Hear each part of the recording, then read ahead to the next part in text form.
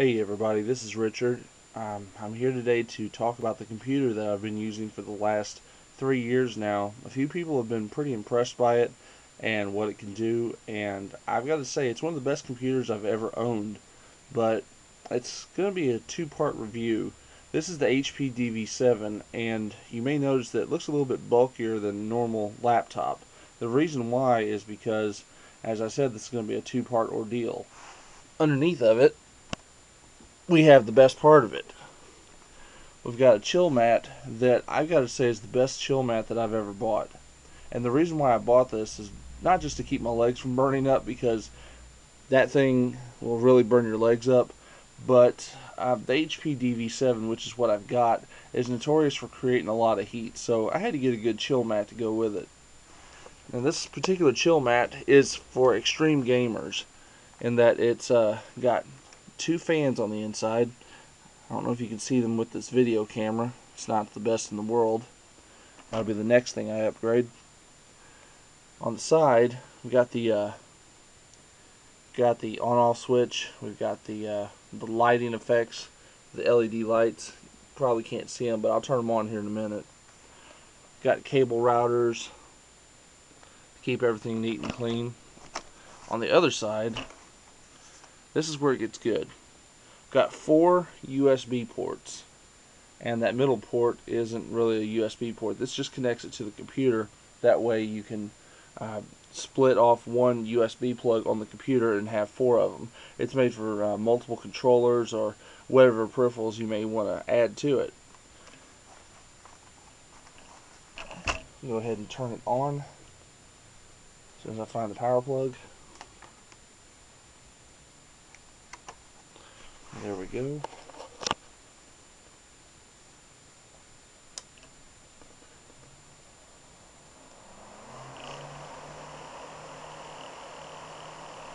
It probably sounds like a jet engine right now, but it's really putting out a lot of air.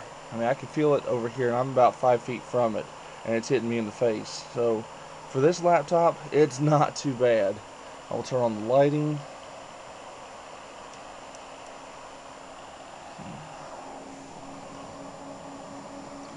This is just nothing more but special effects. I like it. It's not too bad. Cycle through the different colors.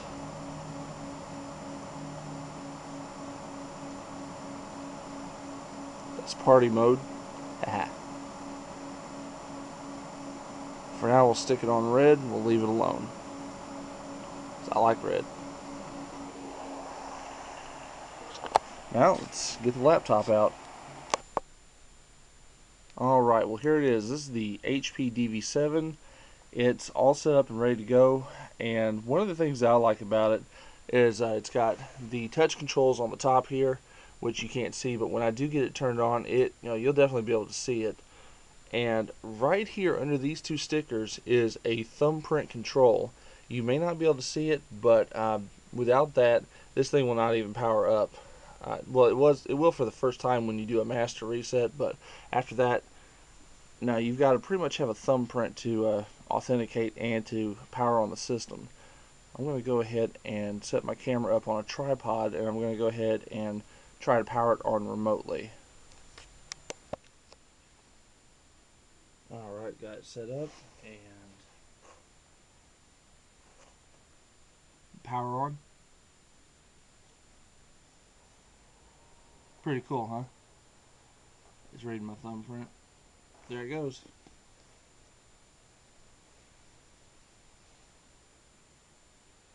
Let's just take a few seconds. It runs off of Windows 7 Home Premium.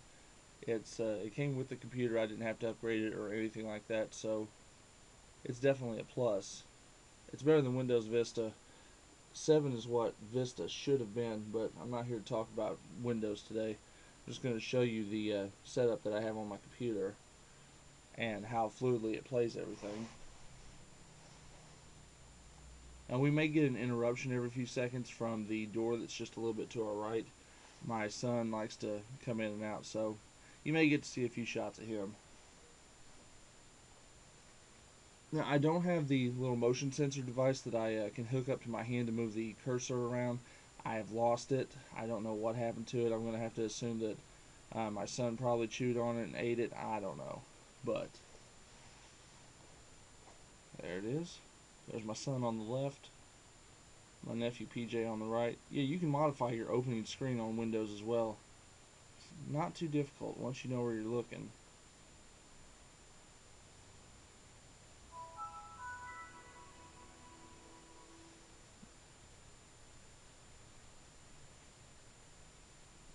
Alright. Try to move this a little bit. Oh, that's horrible.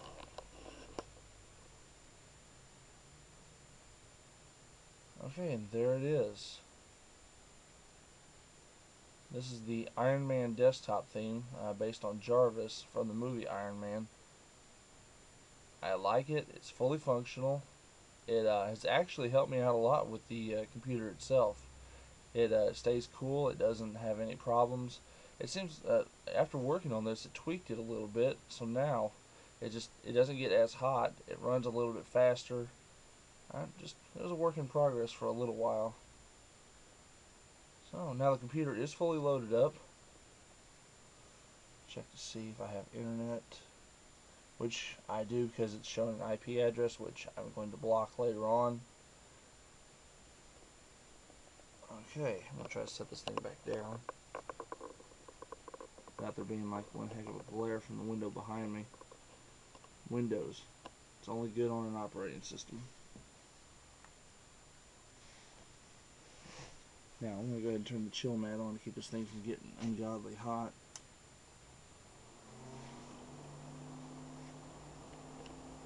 Okay. I'm going to show you some of the functionality of the Jarvis desktop theme. You got the thermometer up there, which shows your weather. You also got the date and time. Here we've got a rotating picture thingy.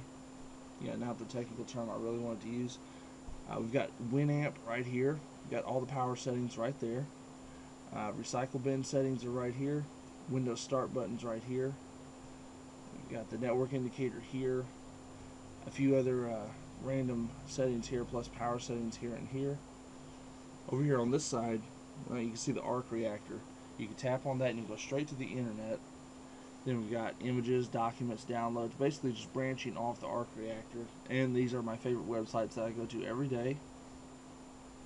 External programs, and a live feed indicator. Oh, don't mind that. That's a custom graphic that I made for an online game that I play. It's called Dark Orbit. I love it. It's pretty fun. And up here we have a live note-taking system. All I have to do is just press that little plus button. I can modify the notes on the fly, and it keeps it looking pretty good. With that out of the way, let's go ahead and show some performance on this thing. All I have to do to access the internet is just press the middle of the arc reactor, and Chrome shows up. I like Firefox. I've got it as well. I do not like Internet Explorer. I call it Internet Exploiter, because even though Microsoft, they fixed the hole in it, but they really did. I think they just widened it out. But anyway, that's just my opinion. Now this thing's made for gaming. I really love the games on it. Can't really say anything bad about it. I've got a Microsoft Xbox 360 controller that I can connect to the computer or to one of the ports on the chill mat if I've got the cord going to the laptop to connect them together. That way I can do some serious gaming. Yeah, Microsoft and serious, not something you really hear together at the same time. But anyway, I've got a few games built into this one. The first one I have is, for all you RPG fans like myself, Elder Scrolls Skyrim.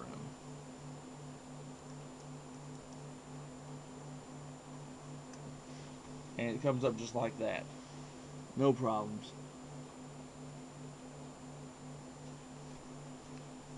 Go ahead and show you the touch controls on the top here. Okay, it's got to load. Give it a second. My bad, I should have adjusted that before I did anything else.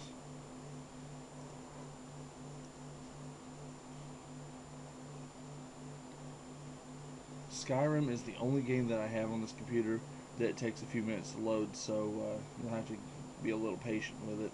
Before I tweaked it, it used to take a little bit longer. And it appears I've killed my computer. No, I hear it.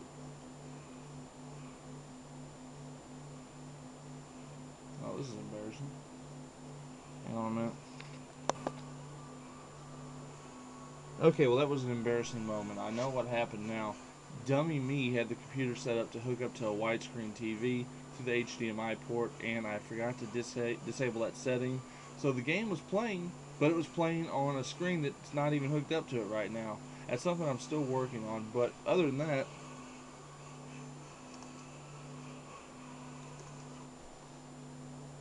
yay, a chair.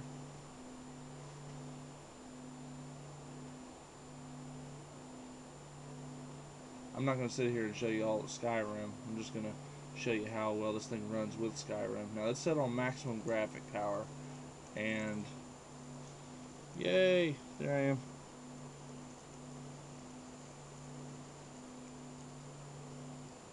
I don't need no stinking swords.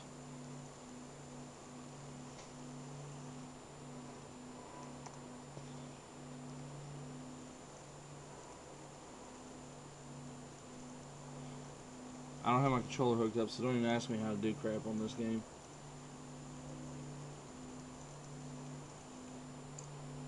So, we'll get out of this.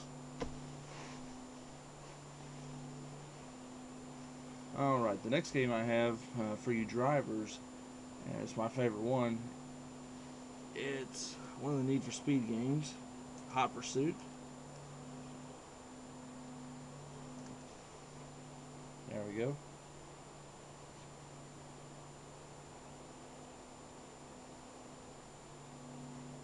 Now hopefully this one will have fewer issues than the other one.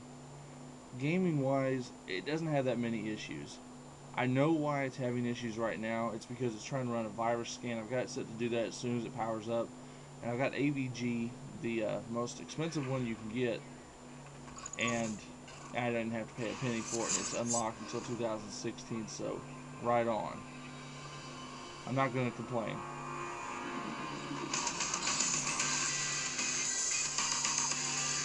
I can sit here and watch this all day.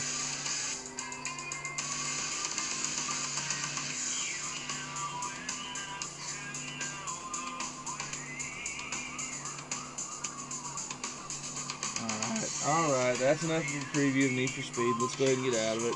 If you want a copy of it, just let me know and I'll see what I can do about it. Didn't pay anything for this one either. Good music though. Alright. Now, I have my webcam turned on for some odd reason. But anyway. Let's go to AVG. There it is.